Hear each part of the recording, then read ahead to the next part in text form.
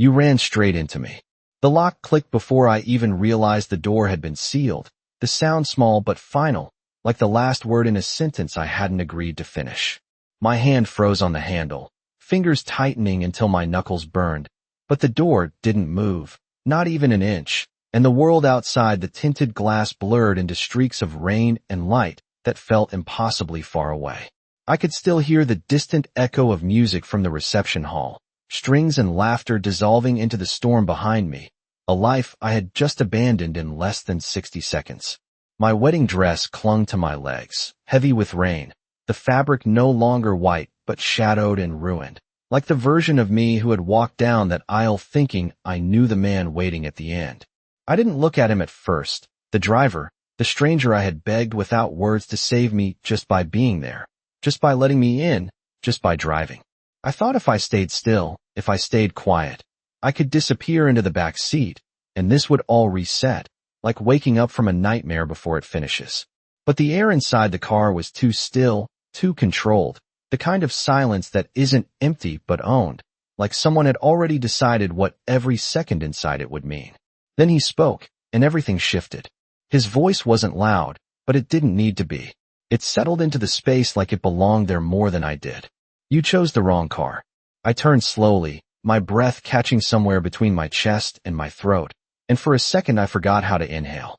He was watching me, not surprised, not confused, just aware, like this moment had been expected, like I had stepped into something already in motion.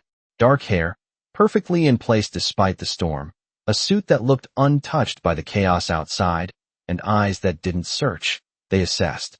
I swallowed, forcing words past the panic rising in my chest. I'm sorry, I thought this was a way out, he cut in, calm, almost curious, like he was finishing a thought I hadn't fully formed yet. I nodded without meaning to, my fingers still gripping the door handle, as if pressure alone could unlock it. Please, I just need to get away. I'll get out at the next light. I won't cause any trouble. The faintest hint of something passed through his expression, not quite amusement, not quite sympathy, something colder, something that made my stomach tighten. There is no next light for you, he said, and the driver's seat in front remained perfectly still, the man behind the wheel silent, obedient, like he wasn't just driving, but following something already decided long before I stepped inside. My heart started to race, each beat louder than the last, filling the silence until I was sure he could hear it. You don't understand, I said, my voice breaking despite my effort to keep it steady. I had to leave. I stopped myself, the words catching on the truth I couldn't say out loud, not here, not to him. But he didn't need the rest. His gaze didn't change, didn't soften, didn't harden either. It simply stayed locked on me, like a door that had never been meant to open. I understand more than you think, he said quietly. The car began to move, smooth and deliberate, pulling away from the curb like it had been waiting for this exact second. I twisted in my seat, watching the blurred outline of the venue disappear behind sheets of rain, the place where everything had shattered and where, somehow, I still felt safer than I did now. My grip on the door loosened, not because I trusted him, but because I was starting to understand something worse. I hadn't escaped. I had transferred, and the man sitting beside me wasn't asking who I was or why I ran. He already knew. The realization settled in slowly, heavy and undeniable, like the weight of the locked door at my side. I turned back to him, my voice barely more than a whisper. Who are you? His eyes held mine, steady, unblinking. The man you ran to, he said. Then, after a pause that felt intentional, precise, inevitable, and the one you don't get to leave. I did not scream. I thought I would. Thought the panic rising in my chest would break through my throat and shatter whatever control he seemed to have over this space. But it did not come out that way. It stayed inside, sharp and quiet, turning into something colder, something that made my hands steady instead of shaking. You cannot keep me here, I said, my voice low but firm, surprising even me. The words felt fragile the moment they left my mouth, like they did not belong in a world where everything about him suggested rules I did not understand. He did not react immediately. That was the worst part. No anger. No laughter. Just silence that stretched long enough to make me aware of every small detail around me. The faint scent of leather, the soft hum of the engine, the rhythmic swipe of the windshield wipers cutting through the rain like a metronome counting down something I could not see. "I am not keeping you," he said finally, his tone even, controlled. "You are staying." I let out a breath that sounded more like disbelief than relief. That is the same thing. Not where I come from. His gaze shifted slightly, not away from me, but through me, as if he was looking at something beyond this moment, something already decided. The car turned smoothly onto a quieter street, the city lights thinning out, replaced by long stretches of dark road and distant buildings that looked more like silhouettes than places people actually lived. I twisted in my seat again, searching for anything familiar, any sign that I could memorize and use later, but everything blurred together under the rain. "You do not even know me," I said, pushing the words out faster now, trying to regain control of something, anything. "You picked up a stranger in a wedding dress and decided she belongs in your car. That does not make sense." "I know enough," he replied. The answer landed heavier than anything else he had said. My chest tightened, a different kind of fear settling in, quieter but deeper. "What does that mean?" I asked. He leaned back slightly, one arm resting against the seat, as if this conversation required no effort at all, as if I was not sitting inches away trying to understand whether I had just made the worst decision of my life. "It means," he said slowly, "that you ran from a man who would not have let you leave twice." My breath caught. The air shifted again, not physically, but in a way I could feel in my bones. He knew. Not just that I ran. He knew why. I stared at him, searching his face for any sign of guessing, of assumption, of coincidence, but there was none. Only certainty. "How do you know that?" I whispered. His eyes met mine again, steady, unwavering. "Because I was watching." The words did not come with explanation. They did not need one. They sank in, piece by piece, rearranging everything I thought had just happened. This was not random. This was not luck. This was not escape. I looked down at my hands, still gripping the damp fabric of my dress, and for the first time since I ran, I felt something heavier than fear. I felt trapped in something designed. "You planned this," I said, the realization forming slowly, painfully. He tilted his head just slightly, as if considering the phrasing. "I prepared for possibilities," he corrected. "You chose one." The car slowed, then turned again, this time onto a long, gated drive that stretched ahead like a path with no clear end. Tall iron gates opened without hesitation, as if expecting us, as if this place had already been waiting for me too. My heart started to pound again, louder now, impossible to ignore. "I want to leave," I said, more quietly this time, the fight in my voice replaced by something closer to truth. He did not look at me right away.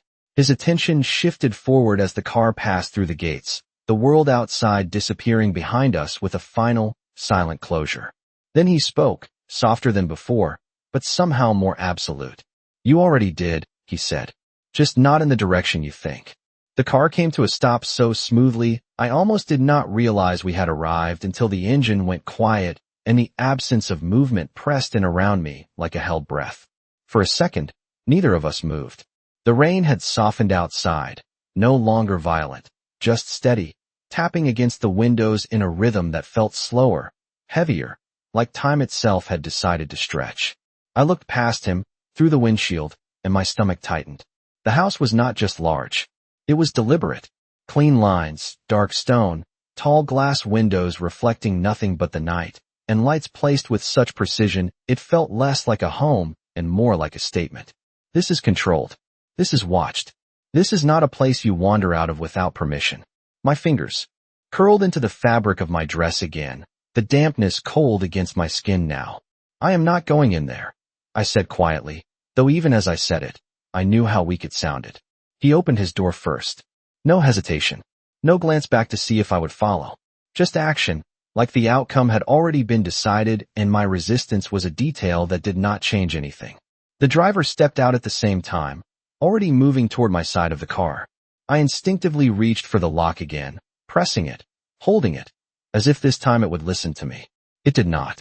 The door opened from the outside with ease. The man standing there did not touch me. He did not need to. He simply stepped back, giving me space that did not feel like freedom but expectation. I stayed seated for a moment longer, my heartbeat loud in my ears, my thoughts racing in circles that all ended in the same place. There was nowhere else to go. Not back. Not forward. Just this. I stepped out. The cold air hit me immediately, sharper now that the rain had slowed, the wind carrying a chill that cut through the thin fabric of my dress. I wrapped my arms around myself without thinking, not from modesty, but from instinct, from the need to hold something together when everything inside me felt like it was coming apart. He was already walking toward the entrance, his pace unhurried, confident, not once checking if I was behind him. And somehow, that made it worse, because it meant he knew I would be. The front doors opened before he reached them. No knock, no pause, just silent acknowledgement of his presence. Inside, the air was warm, still, and quiet in a way that felt unnatural, like the outside world had been completely cut off the moment we crossed the threshold. My wet shoes left faint marks on the polished floor, each step echoing just enough to remind me I did not belong here. He stopped in the center of the room, turning slightly, finally looking at me again. "You will be safe here," he said. The words should have been comforting. They were not. Safe from who? I asked, my voice steadier than I felt. He held my gaze, unflinching. From everyone who is not. Me. The answer settled over me slowly, like a realization I did not want but could not ignore. I glanced toward the doors behind me, still open, still technically an exit. For a brief second, the thought crossed my mind. Run again. Try. Just try. But even as the idea formed, I felt it fade, replaced by something heavier. Awareness. The kind that tells you when a door exists but is no longer yours to use. I looked back at him, searching for something human, something uncertain, anything that suggested this was not as absolute as it felt. But all I found was control. Quiet. Complete. "What happens now?" I asked. He took a step closer, not threatening, not rushed, just enough to shift the space between us. "Now," he said, his voice lower, calmer, like he was explaining something simple, "you learn where you are." I swallowed, my pulse quickening again. "And where is that?" He held my eyes for a second longer before answering. "The only place no one else gets to take you from." And for the first time since I ran, I understood something clearly. This was not a rescue.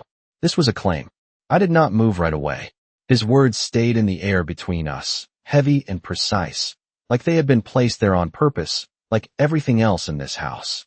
I stood there in my soaked wedding dress, water slowly dripping onto a floor that looked too perfect to ever have been touched by something as messy as me. And for the first time since I ran, I felt the full weight of where I was. Not just physically, but mentally. This was not chaos. This was structure. And I had stepped into it without understanding the rules. "I do not need to learn anything," I said, my voice quiet but edged with something sharper now, something closer to defiance. "I just need to leave." The words echoed slightly in the large space, softer on the return, like even the room did not believe them. He watched me for a moment, not interrupting, not correcting, just observing in that same controlled way that made me feel like every reaction I had was already expected. Then he turned away from me, not dismissively, not coldly, just decisively. "You are cold," he said, as if that mattered more than anything I had just said. I blinked, thrown off balance by the shift. "That is not the point." "It is," he replied calmly, walking toward a hallway lined with soft lighting that barely touched the walls. "Because discomfort makes people irrational. And I prefer you clear." I hesitated, my feet rooted for a second, but then I followed. Not because I agreed. Not because I trusted him. But because standing still in that open space felt worse than moving toward something I did not understand. The hallway seemed longer than it should have been, each step quiet, controlled, like the house itself absorbed sound instead of carrying it. He stopped in front of a door and opened it without hesitation. Inside was a room that looked untouched, like it had been waiting. Clean bed, folded clothes placed neatly at the edge, soft lighting that made everything feel calmer than I felt. "Change," he said simply. I stayed where I was, just inside the doorway, my fingers tightening again around the fabric of my dress. "You already had this prepared," I said slowly, the realization creeping in again, deeper this time. "You knew I would be here." He did not deny it. He did not confirm it either. He just looked at me with that same steady gaze. "I prepare for outcomes," he said. "You continue to be one." My chest tightened. "I am not something you planned." "No," he said, his voice lowering slightly, not softer, just more focused. You are something I accounted for. The distinction should not have mattered. It did. I stepped further into the room without meaning to, drawn in by something I could not fully name. Maybe it was the warmth. Maybe it was the exhaustion finally catching up to me. Or maybe it was the quiet certainty that arguing with him in this moment would not change anything. I looked at the clothes on the bed. Simple. Comfortable. Nothing like the dress I was still wearing. Nothing like the version of myself I had been just an hour ago. And if I do not change? I asked, testing him, testing whatever invisible line existed here. He did not step closer. He did not raise his voice. He simply answered, "Then you stay cold." I let out a breath, something between frustration and disbelief, but there was no thread in his tone. No pressure. Just a fact stated like gravity. I looked back at him, searching again for something I could push against, something I could resist. But he was not forcing me. That was the problem, because it made every choice feel like mine, even when it clearly was not. I reached for the edge of my dress, hesitating for just a second before letting it fall from my grip. "You said I am safe here," I murmured, my voice quieter now, less certain. His eyes did not leave mine. "You are," he said, "as long as you understand what that means." I swallowed, the question forming before I could stop it. "And what does it mean?" He paused, just long enough for the silence to settle again, just long enough for me to feel the answer before he said it. "It means no one else decides what happens to you anymore," he said. Then, almost as an afterthought, but heavier than everything else, including you. I did not answer him right away. I could not. His words did not sound like a threat, and that made them worse, because threats can be resisted, argued with, pushed back against. But this felt like something already decided, something that existed whether I agreed with it or not. I stood there in silence, staring at him, trying to find a crack in that calm certainty, something human I could reach, but all I found was control. Not loud, not aggressive, just absolute. I turned away first. I had to.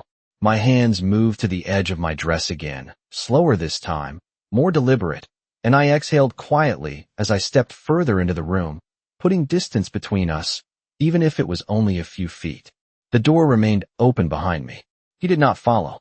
He did not need to. That was becoming a pattern I did not know how to fight. I reached for the clothes laid out on the bed, the fabric soft under my fingers, warm, dry, real in a way everything else felt distant. I hesitated, glancing once over my shoulder. He was still there, exactly where I had left him, watching, not intruding, not turning away either. Just present. "Do you ever stop watching?" I asked quietly.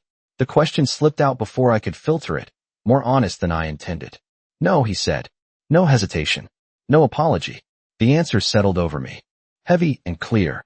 I looked down again, my fingers tightening slightly around the fabric in my hands. "That is not normal," I murmured. "Neither is tonight," he replied. I let out a small breath that almost sounded like a laugh, but there was no humor in it. Just disbelief. Just exhaustion. I turned my back fully then, not because I trusted him, but because I was too tired to keep holding every piece of myself together at once. The dress slipped from my shoulders, the weight of it finally falling away, leaving me standing there in the quiet, in the warmth, in something that felt unfamiliar but not entirely unwelcome. I changed quickly, not looking at the mirror, not wanting to see the difference between who I had been a few hours ago and who I was now. When I was done, I stood still for a moment, my hands resting at my sides, my breathing slow but uneven. Then I turned back around. He had not moved. Not even slightly. The consistency of it unsettled me more than anything else. "You said I am safe here," I repeated, the words softer now, like I was testing them instead of challenging them. "But safe does not feel like this." His gaze shifted just enough to take in the change, the dry clothes, the absence of the dress that had defined me only minutes ago. "Safe is not always comfortable," he said. I shook my head slightly, stepping closer without fully realizing it, drawn into the conversation in a way I could not explain. "No," I said, my voice steadier now. "Safe means I get to choose. Safe means I am not being watched every second like I might disappear." "You might," he said simply. The word stopped me. "What does that mean?" I asked. He took a step forward this time, closing some of the distance between us, not enough to overwhelm, just enough to shift the air again. "It means," he said, his voice lower now, more focused, That there are people who would not hesitate if they knew where you are. My chest tightened again, that earlier fear rising back up, sharper now, more defined. You were talking about him, I said. He did not answer directly. He did not need to. The silence confirmed it more than words could. I swallowed, my thoughts racing, connecting pieces I had not wanted to see clearly before. So this is protection? I asked, the word feeling fragile as it left my mouth. He held my gaze, unflinching. This is control, he corrected. The honesty of it hit harder than anything else he had said. I stared at him, searching again for something softer, something that made this easier to accept. But there was nothing hidden in his expression. Just truth, stripped down to something simple and unchangeable. I felt it then. The shift. Not in him. In me.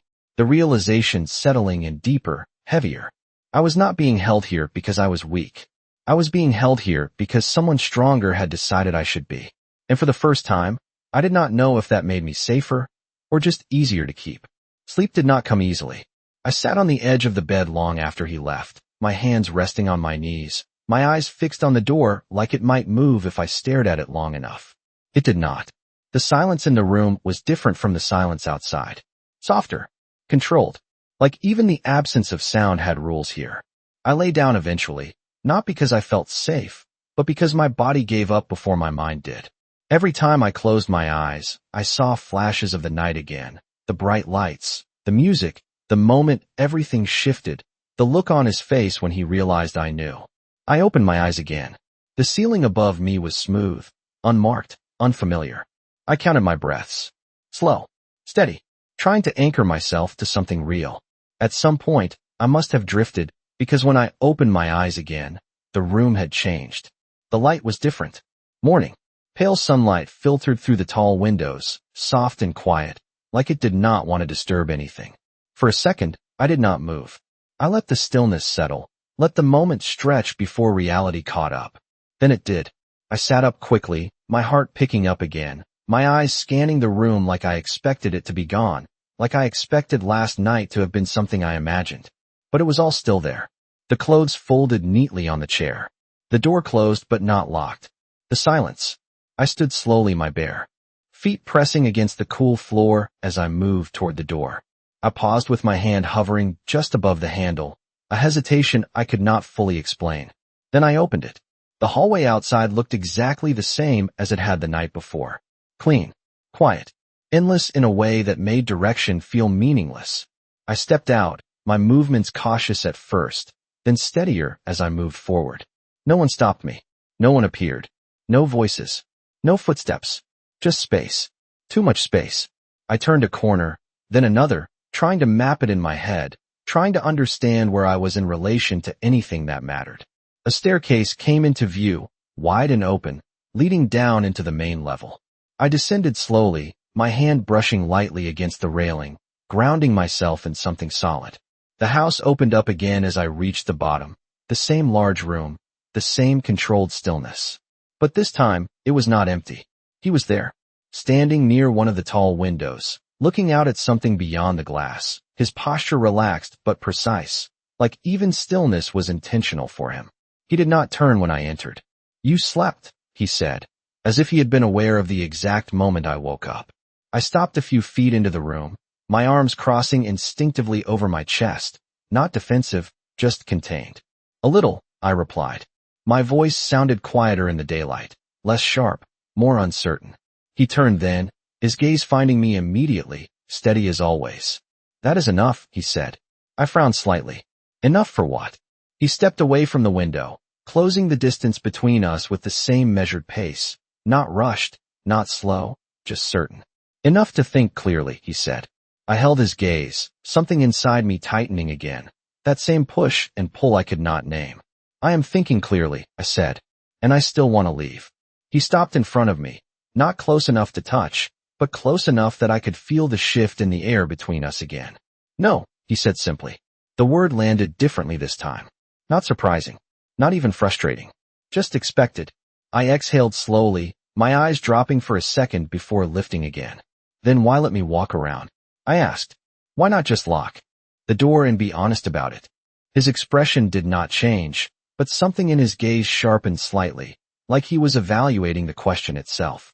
Because you need to understand the difference, he said, between being trapped and having nowhere else to go. The words settled into me, deeper than I wanted them to. I shook my head slightly, resisting the pull of them. That is not the same thing. It is, he said, when every other option leads back to me. I stared at him, the truth of that statement pressing in from every direction, quiet but suffocating. And for the first time since I stepped into this house, I realized something that made my chest tighten in a different way. The doors might not be locked, but that did not mean they were open. His words did not leave me. They followed me even after I turned away, even as I walked past him and toward the far side of the room, like movement alone could prove something he clearly did not believe. I needed space. Not from the house. From him. From the way he spoke, like every outcome had already been calculated and I was just catching up to it. I stopped near one of the tall windows, my fingers brushing lightly against the cool glass. Outside, the ground stretched farther than I expected, clean lines, trimmed paths, security hidden in plain sight. It looked open. It was not. I could feel that without seeing a single locked gate. You said I have nowhere else to go, I said, keeping my back to him, my voice steady but tight. That sounds a lot like you decided that for me. I heard his footsteps behind me, slow, measured, closing the distance again without urgency.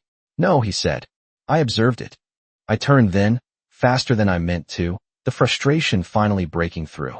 You do not get to observe my life like it is a problem to solve. The words came out sharper now, real, unfiltered. You do not know everything. He stopped a few feet away, his expression unchanged, but his eyes sharper now, more focused, like he had been waiting for this exact reaction. I know enough, he repeated, the same words from before, but heavier now, anchored in something I could not see. I shook my head, stepping back once, creating space that did not feel like enough. Then explain it, I said. Explain how you knew I would run. Explain how you were there at the exact moment I needed a way out. The question hung between us, thicker than the silence that followed. For a second, I thought he would deflect again, answer in half-truths and controlled phrases that gave nothing away.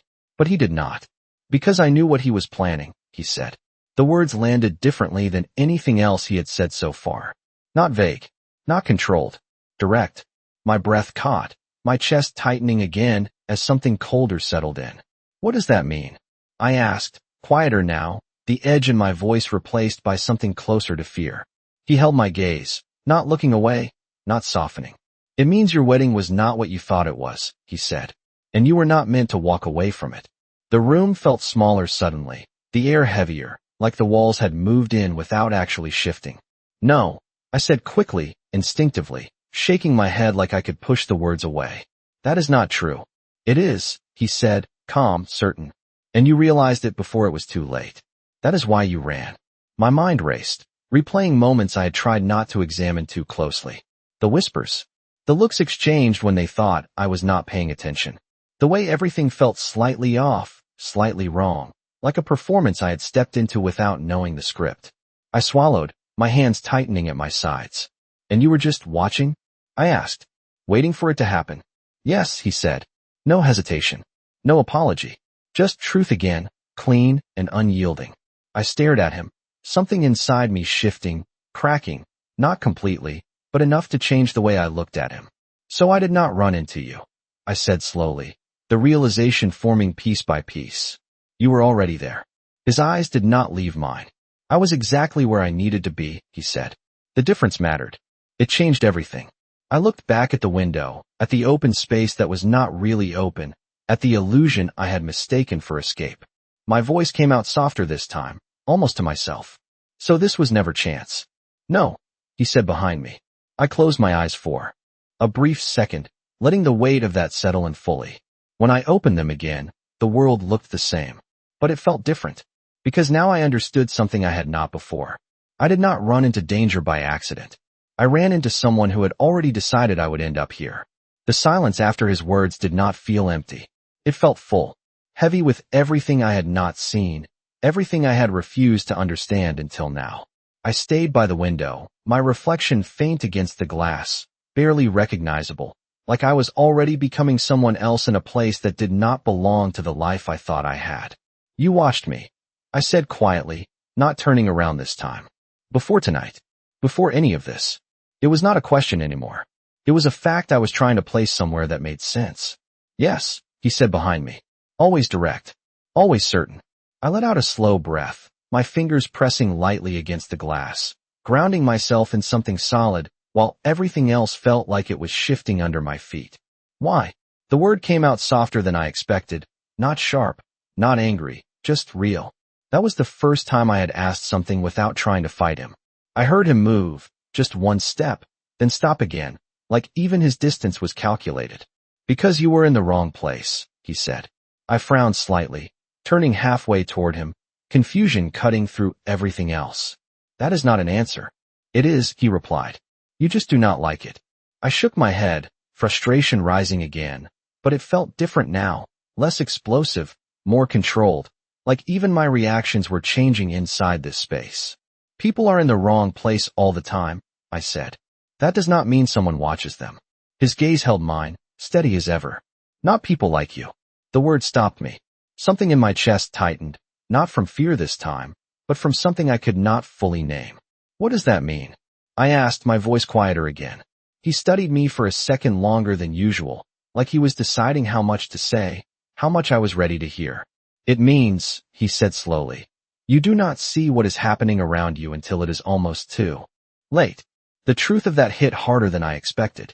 I looked away first, my eyes dropping to the floor as my mind replayed everything again, the small details I had ignored, the feeling I had dismissed as nerves, the moments that had not fit but that I had forced into place anyway.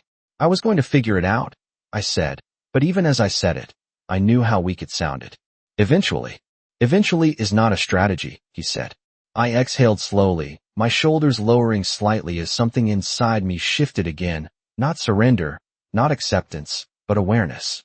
The kind that changes how you stand, how you breathe, how you look at the person in front of you. I lifted my eyes back to his. So what now? I asked. You keep me here because you think I need to be protected?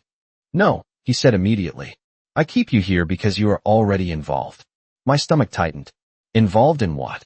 He did not answer right away. That was new. That hesitation, small as it was, felt more significant than anything else he had done. In something that does not end when you walk away, he said finally. The words settled into me, slow and cold. And you are part of it now. I shook my head, stepping back once, instinctively putting distance between us again. I did not choose that. You did, he said. The moment you ran. The room felt smaller again, the air pressing in, the walls holding something I could not escape. Running was the only choice I had, I said. No, he replied. It was the only one you saw. The difference hit me again, sharper this time, cutting deeper than before. I stared at him, trying to find something I could hold on to, something that made this less absolute, less final. And you? I asked quietly. What do you see? His expression did not change, but something in his eyes shifted, just slightly, something deeper, more personal, more dangerous. I see outcomes, he said. And you are still alive in mine. The words should have been comforting. They were not. Because they meant one thing I could not ignore anymore. This was not about saving me. This was about keeping me exactly where he wanted me to be. His words stayed with me longer than anything else had. Not loud. Not dramatic. Just precise. You are still alive in mine. I stood there, facing him, but something inside me had shifted again, quieter this time, deeper. It was no longer just fear or resistance. It was understanding. Not full, not complete, but enough to change how I saw the space around me. Enough to realize that this was not about what I wanted anymore. It was about what had already been set into motion. I took a slow breath, steadying myself, feeling the air fill my lungs like I was relearning something basic, something I had taken for granted before tonight. So I am part of something I do not understand, I said, my voice calm now, more controlled than before. And you are not going to explain it. He watched me closely, that same quiet observation, but this time it felt different. Less like he was waiting for me to react. More like he was watching me adjust. I will, he said. When it matters. I let out a small breath, almost a laugh, but there was still no humor in it. That sounds like control again. It is, he said. No denial. No softening. Just truth. Exactly the way he had been giving it to me since the moment I stepped into his car. I nodded slowly, absorbing that, letting it settle instead of pushing against it. Fighting him had not changed anything. It had only made me feel smaller in a space designed to hold everything in place. I turned slightly, glancing back toward the window, toward the open grounds that did not feel open anymore. Then I looked back at him. "You said I chose this," I said. "When I ran." "Yes." "Then tell me something honestly." I held his gaze, not backing down this time, not stepping away. Was there ever a version of this where I did not end up here? The question lingered in the space between us, heavier than anything I had asked before. Because this time, I was not asking out of fear. I was asking because I needed to understand the shape of what I was standing inside. He did not answer right away.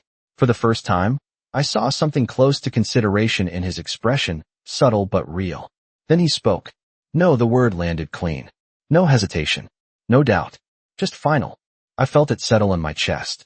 Not like a blow, not like something breaking, but like something locking into place. A truth I could not change. I nodded once, slow, deliberate, accepting that answer in a way I had not accepted anything else yet. Then this was never about escape, I said quietly. It was about direction. His eyes stayed on mine, steady, unreadable, but there was something there now. Something that almost looked like approval. Yes, he said. I exhaled slowly, my shoulders lowering, the tension shifting into something else, something sharper, clearer. Then I need to understand the rules, I said.